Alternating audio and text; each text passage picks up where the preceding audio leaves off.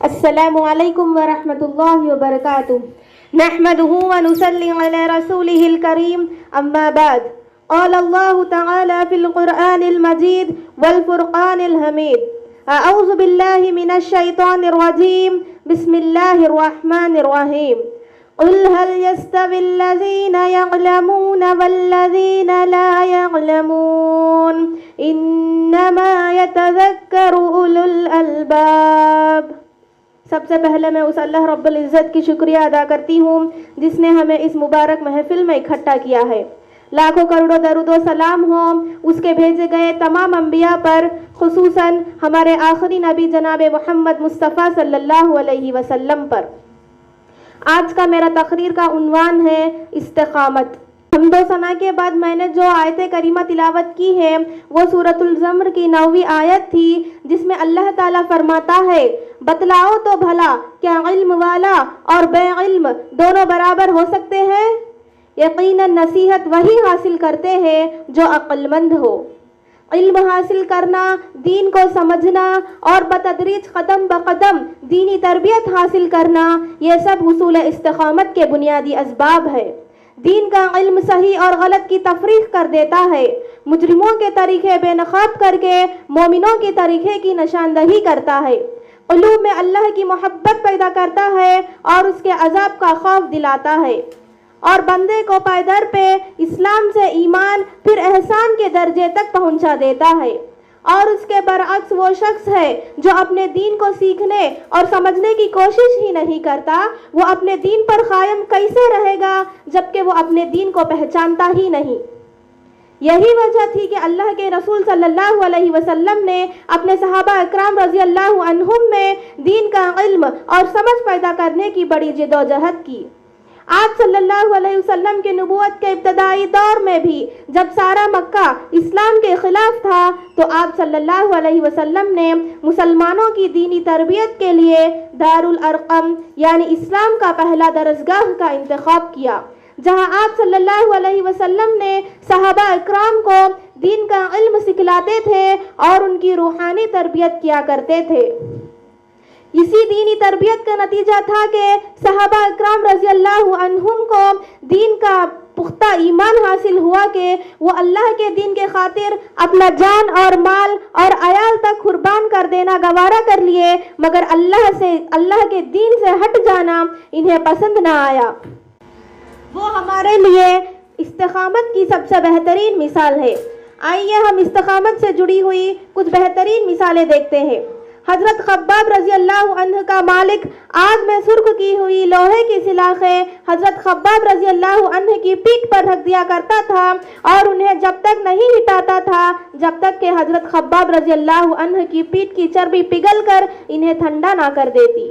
حضرت بلال رضی اللہ عنہ کا آقا امیہ بن خلف کو جب حضرت بلال رضی اللہ عنہ کے اسلام قبول کرنے کا علم ہوا تو حضرت بلال رضی اللہ عنہ کو شدید تکلیفیں پہنچایا۔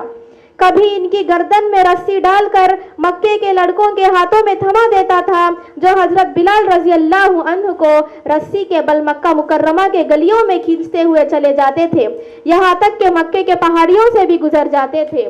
بعض اوقات حضرت بلال رضی اللہ عنہ کو باندھ کر انہیں تپتی ہوئی ریت پر لٹا دیا جاتا تھا اور ان کے سینے پر بھاری پتھروں کی چٹانیں رکھ دی جاتی تھی۔ حضرت سمیہ رضی اللہ عنہا ایک بوڑھی عورت، ایک جوان بیٹے کی ماں مادرزاد ننگی کر دی گئی، بالکل برہنہ، خاوند بھی برہنہ، سامنے بیٹا بھی برہنہ، تینوں کے ہاتھ اور پیر کو باندھ دیے گئے اور انہیں تپتی ہوئی ریت پر لٹا دیا گیا اور کہا گیا اے سمیہ واپس اپنے پرانے دین میں پلٹ آ جاؤ۔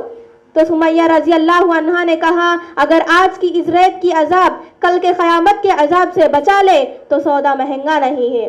پھر اس بوڑھی خاتون کو 2 اونٹوں کے رانوں سے باندھ دیا گیا، ایک ٹانگ ایک اونٹ کے ساتھ، دوسرا ٹانگ دوسرے اونٹ کے ساتھ، ایک کا رخ مشرق کی طرف دوسرے کا رخ مغرب کی طرف۔ ابو جہل نیزہ اٹھایا اور آیا، کہا اے سمیہ جانتی ہو تیرا انجام کیا ہونے والا ہے؟ کہا ابو جہل میرا انجام نہ پوچھو، تم اپنے انجام کی فکر کرو کہ اس کے بدلے میں قیامت کو تیرا انجام کیا ہونے والا ہے۔ میرا انجام نہ پوچھو، یہ دنیا تو چند لمحوں کی زندگی ہے، یہ تو گزر جائے گی، اس انجام کا کیا پوچھتے ہو، اس انجام کا سوچو جو کبھی ختم ہونے والی نہیں ہے۔ یہ ایک دن کے پہلے کی بات تھی کہ جب نبی صلی اللہ علیہ وسلم نے انہیں تپتی ہوئی ریت پر ننگے تڑپتے ہوئے دیکھا اور کہا اصبروا یا آل یاسر ان موعدکم الجنہ، اے آل یاسر صبر کرو کیونکہ تمہاری منزل جنت ہے۔ ظالم نے نیزہ اٹھایا اور ان کی شرمگاہ میں ماری، یہ ایک چیخ نکلی، پھر گردن دھلک گئی۔ کہا اے اللہ تو اپنے دین پر ثابت قدم رکھنا، استقامت اس کا نام ہوتا ہے۔ پھر نیزہ مارا، جسم کٹ گئی، پھر ظالموں کو حکم دیا اونٹوں کو کھینچو، دونوں اونٹ کھینچتے ہوئے چلے گئے، لاش دو ٹکڑے ہو کر زمین پر گر پڑی۔ دیکھنے والوں نے دیکھا حضرت سمیہ رضی اللہ عنہ کے چہرے پر پھر بھی مسکراہٹ تھی، اتنی تکلیف سے مارے پھر بھی ان کے لبوں کی مسکراہٹ نہ چھین سکے۔ سب حیران ہیں، اتنی تکلیف کے بعد بھی مسکرا رہی ہے۔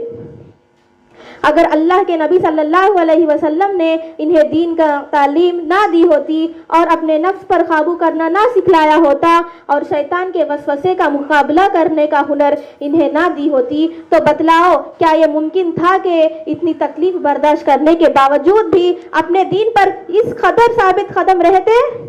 اس لیے ہمیں چاہیے کہ ہم بتدریج اور مستقل طور پر دین کا علم اور تربیت حاصل کر لیں قبل اس کے کہ کوئی فتنہ ہمیں آ گھیر لے اور ہمیں کچھ سیکھنے اور سمجھنے کا موقع نہ ملے۔ آخر میں اللہ تعالیٰ سے دعا کرتی ہوں کہ اللہ تعالیٰ ہمیں دین پر پختہ استقامت کے ساتھ رہنے کی توفیق نصیب فرمائے اور اللہ تعالیٰ ہمیں جنت میں اعلی مقام میں پہنچائے۔ آمین وآخر دعوانا الحمد للہ رب العالمین۔ السلام علیکم ورحمۃ اللہ وبرکاتہ۔